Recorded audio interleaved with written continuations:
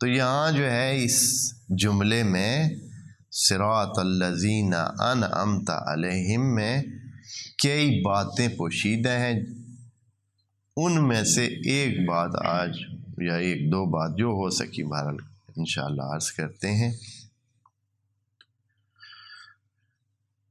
مرکزی طور پر، فطری طور پر انسان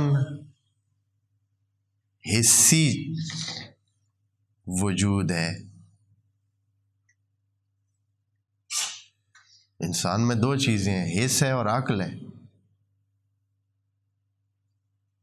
جسم ہے اور روح ہے۔ لیکن چونکہ انسان مشتمل ہے حس پر زیادہ، عقل والا حصہ اس کا بہت کم ہے،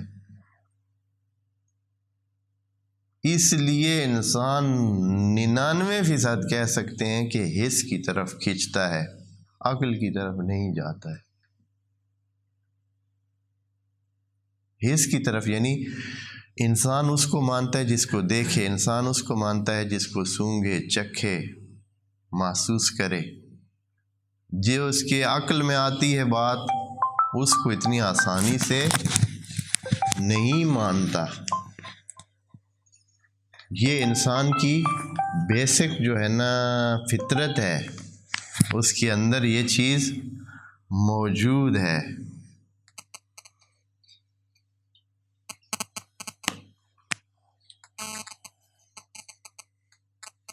حسی ہے انسان، ہمارے وجود کا اگر وزن کریں تو ایک 80 کلو والا بندہ، ایک 60 کلو والا بندہ، 70 کلو والا بندہ، اس میں جو عقل کی کارکردگی کا حصہ ہے، مرکز جسے کہہ سکتے ہیں کہ بھائی جہاں سے وہ انسان کا جو مدیر موجود ہے، جہاں عقل موجود ہے، یا جہاں حالانکہ عقل نظر نہ آنے والی چیز ہے لیکن اس کے لیے بھی ایک مرکز ہے، اور وہ ہے دماغ کا حصہ۔ اب ہر انسان میں باقی جسم کی نسبت دماغ کتنا ہے؟ بہت کم ہے، آدھا کلو ہوگا۔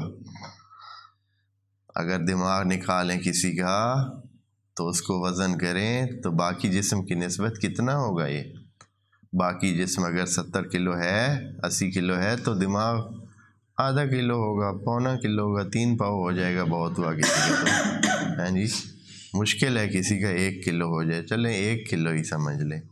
ہاں تو نسبت کیا بنتی ہے؟ 1/80، 1/70، تو یہ بہت کم نسبت ہے۔ اسی طرح انسان اتنا ہی حس کی طرف زیادہ اس کا رجحان ہے، اور عقل کی بات اسے سمجھ بھی نہیں آتی ہے، اس کی طرف اس کی دلچسپی بھی نہیں ہے۔